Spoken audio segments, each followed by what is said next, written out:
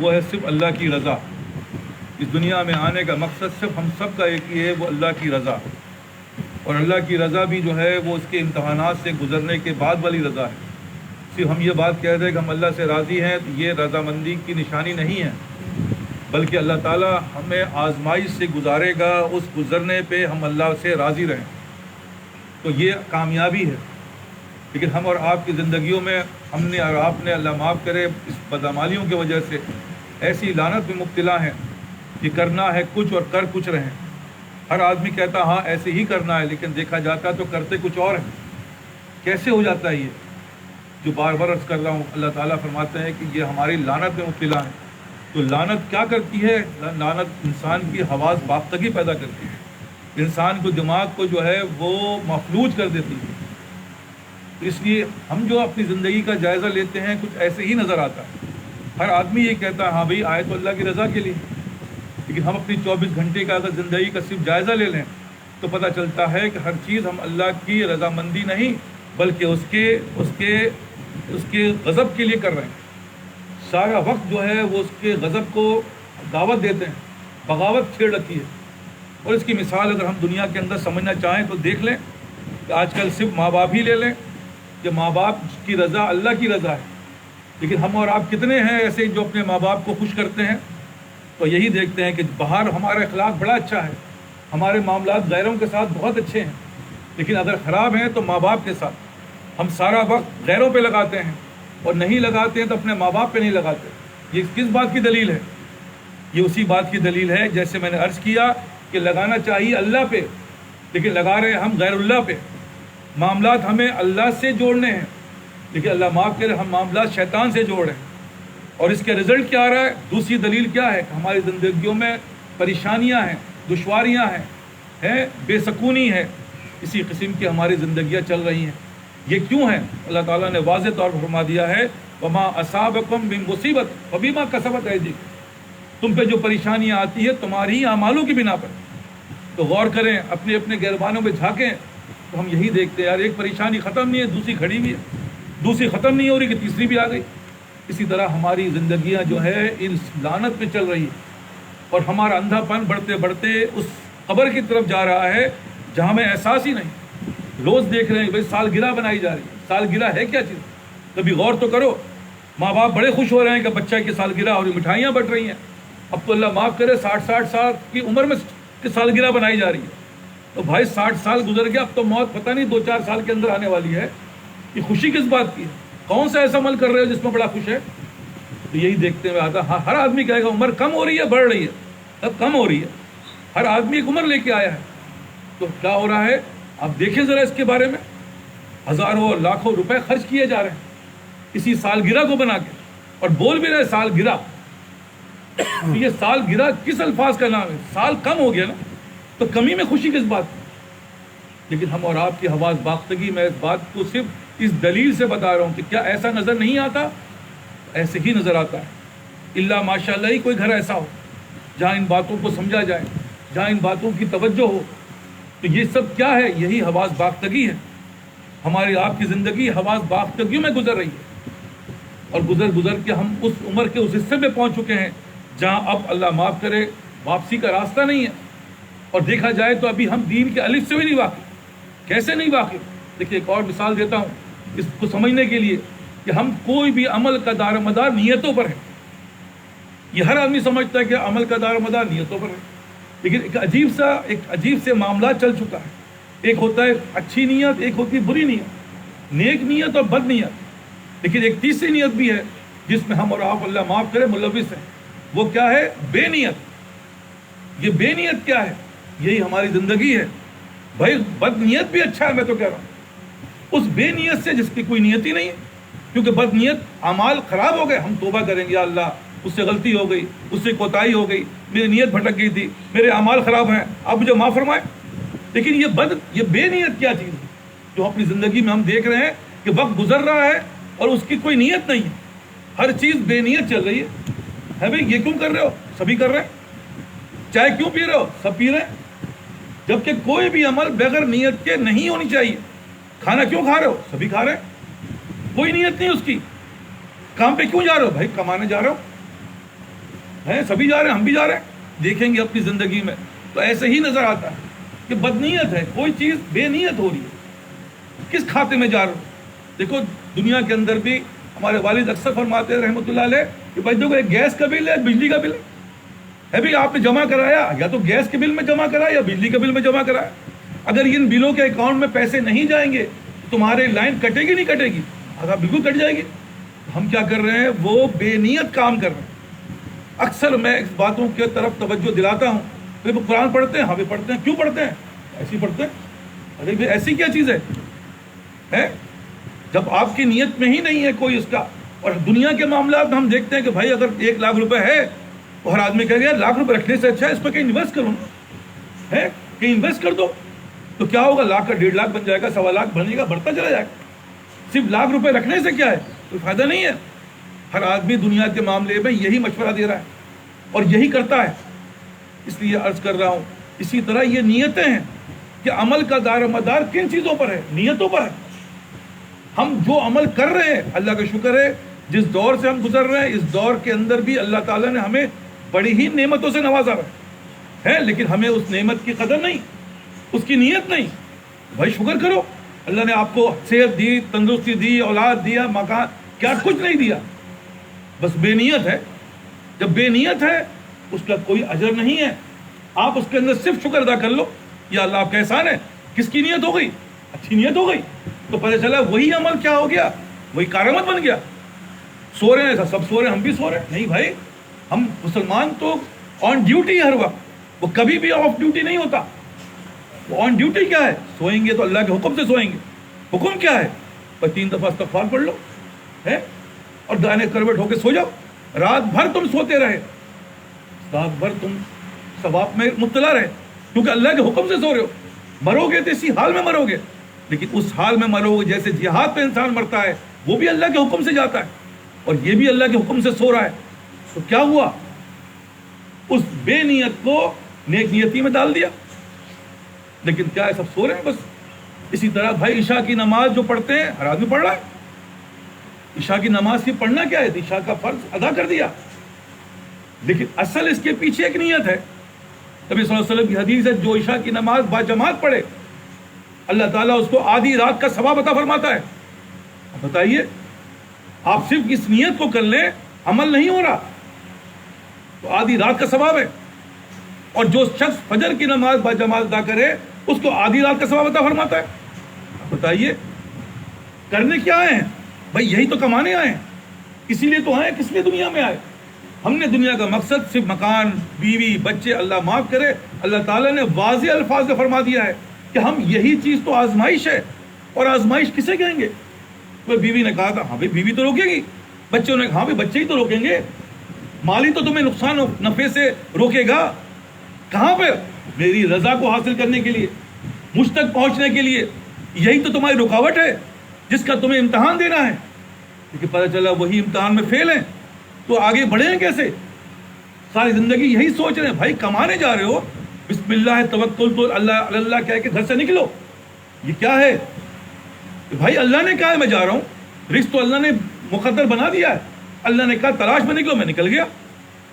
کیا ہو گیا کہ اگر خدا نہ کرے اگر اس پیسے کمانے کے دوران تم مر گئے تو تمہیں شہید کا درجہ ہے. اسی طرح جیسے انسان جہاد پہ جاتا ہے, اسی طرح جیسے انسان حج پہ جاتا ہے, اسی طرح جیسے ہم دوسرے کام کرتے ہیں, لیکن بے نیت ہو رہا ہے. ہاں خراب نیت نہیں ہے, اچھی نیت بھی نہیں ہے, تو بے نیت ہے. وہ کیا ہو رہا ہے؟ ضائع ہو رہا ہے. کس لیے آئے ہو تم؟ بتا تو دو یہاں پر کیا آنے کی وجہ ہے. تو بھائی اور دوسرا ایک اور تماشا شیطان نے کھیل دیا. وہ کیا تماشا کھیل دیا؟ اعمال پہ اعمال ہو رہے ہیں, حج ہو رہا ہے, عمرہ ہو رہا ہے بھائی, نمازیں ہو رہی ہیں, اعمال ہو رہے ہیں, لیکن اعمال کی نیت ہی صحیح نہیں ہے. اب بتائیے جس کی نیت صحیح نہیں ہو اس کا اعمالوں کا دار و مدار تو نیتوں پر ہے. آپ بتائیں کیا ہوگا پھر؟ کیونکہ نیت پہ تو ریا ہے, نیت پہ تو دکھانا ہے, نیت پہ اللہ معاف کے دنیاوی کام ہے کہ بھئی فلاں مقصد حل ہو جائے گا, فلاں چیز میری حاصل ہو جائے گی, نماز نہیں پڑھوں گا تو اللہ معاف کرے, اللہ میرا رزق کو کم کر دے گا. یہ ہماری نیتوں میں. تو یہ کیا ہو رہا ہے؟ نیت عملوں کا دار و مدار نیت پر ہے. تو بے نیت سے نیت کو بناؤ، کیونکہ نیت کے اوپر ثواب ملتا ہے، گناہ نہیں ملتا. دیکھیں عمل نہ ہو کوئی مسئلہ نہیں ہے، لیکن نیت تم نے کر لی تو وہ نیت کیا ہو گئی تمہاری، ثواب کو تمہیں دے دیا جائے گا.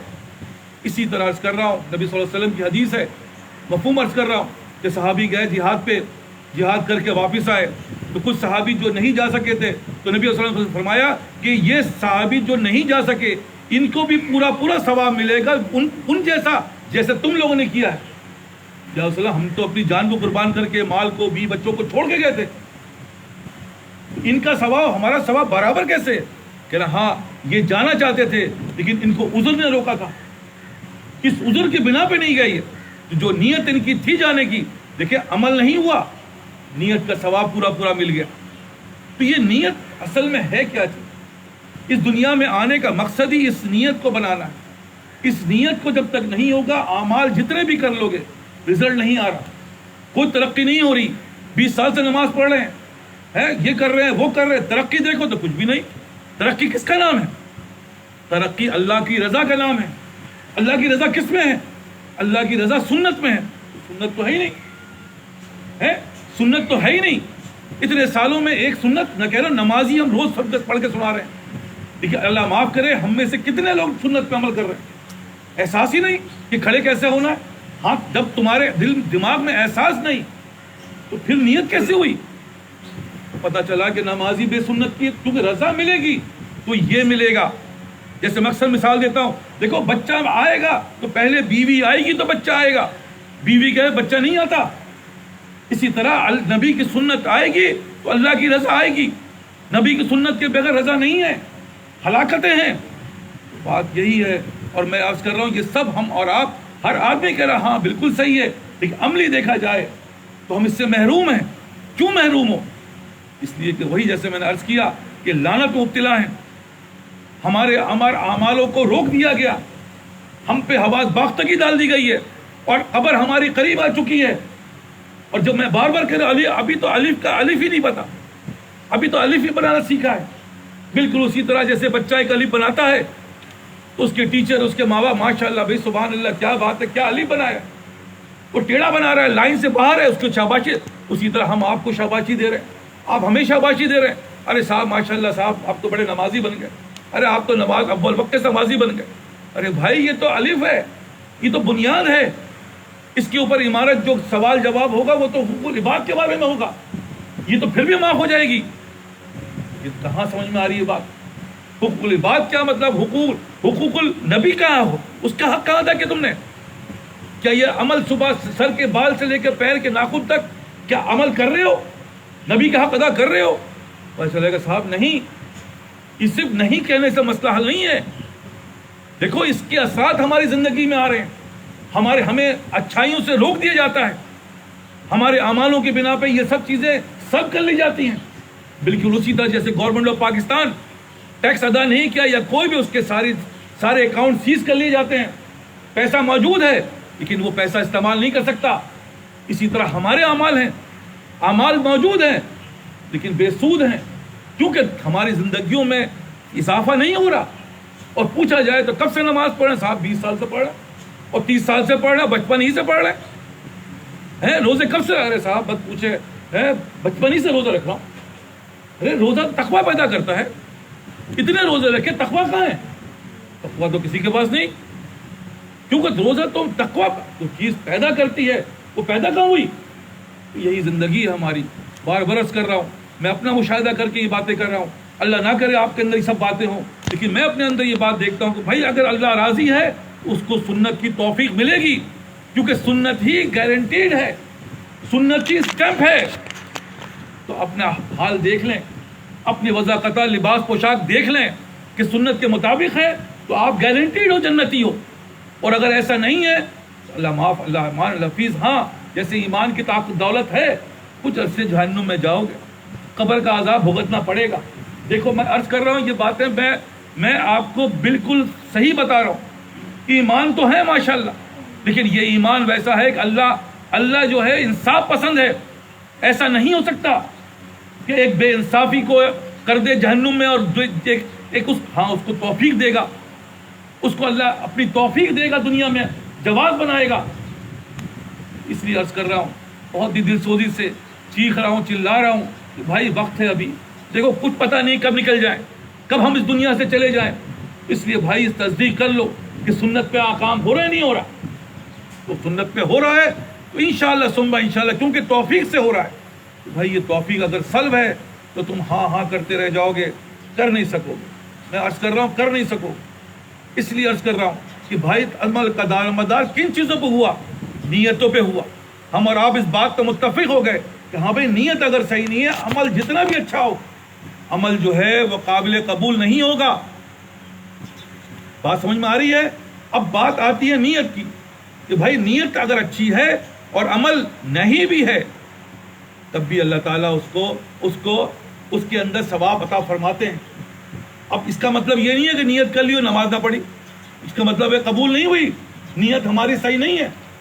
ہاں نیت ہوئی، نماز پڑھی، اس کے اندر کوئی کوتاہی ہے، اللہ ضرور معاف فرما دے. ہے بھائی ہم سے پوچھا جائے، اکثر ہم اس باتوں کو دیکھ رہے ہیں کہ ماشاءاللہ بڑی ترقی ہو گئی ہے. حضرت میں تو وہ چاش پڑھ رہا ہوں، اشراق پڑھ رہا ہوں، ابابین پڑھ رہا ہوں، تہجد پڑھ رہا ہوں. ارے ماشاءاللہ بھائی کیا بات ہے صاحب آپ کی. کبھی یہ بتاؤ کہ کبھی تم نے قضاء عمری پڑھی؟ قضاء عمری تو نہیں پڑھی. ارے بھائی قضاء عمری کا جواب دینا پڑے گا، یہ تو تمہارے ایکسٹراز ہیں. تو بھائی احساس نہیں، بڑے بڑوں سے پوچھا تو جواب نہیں پہ آتا ہے صاحب قضاء عمری تو پڑھی نہیں. تو مجھے بتاؤ کتنی تھی جہنم، کیا تمہاری تہجد تمہیں جنت میں لے جائے گی؟ نہیں لے جائے گی. کیا تمہاری شراک چاش یہ تو چیز کو نکھارنے کے لیے، جیسے کہتا مکان بن گیا، رنگ روغن کیا ہے؟ رنگ روغن تو اس کو نکھارنے کے لیے.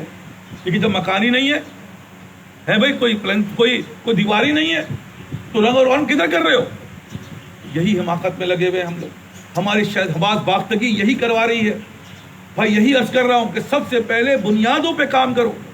جب بنیاد ہوگی تو عمارت ہوگی. عمارت ہی نہیں، بنیاد ہی نہیں تو عمارت کیسے آئے گی؟ تو سب سے پہلے یہ عرض کر رہا ہوں کہ نیتوں کو صحیح کرو. اچھا بھائی نیت کو صحیح کریں تو نیت کا دار و مدار کس چیز پر ہے؟ نیت کہاں سے صحیح ہوتی ہے؟ پھر سوال پیدا ہوتے ہیں. ہر چیز کے پیچھے کچھ نہ کچھ سوال ہے. تو بھائی اس کے بعد کیا ہے؟ تو جواب ملتا ہے کہ بھائی نیت کیسے صحیح ہوتی ہے؟ نیت تو دل سے ہوتی ہے، دل سے ارادے سے ہوتی ہے. تو بھائی دل ہی جب صحیح نہیں ہے، ہاں مجھے بتائیں جب دل ہی نہیں سنورا، تزکیہ نفس ہی نہیں ہوا تو نیت کیسے نکلے گی؟ جب بنیاد ہی نہیں ہے، جب بنیادیں موجود ہے عمل کا دار مدار نیت پہ، اور زمینی جو ہے تمہاری کمزور ہے بھائی.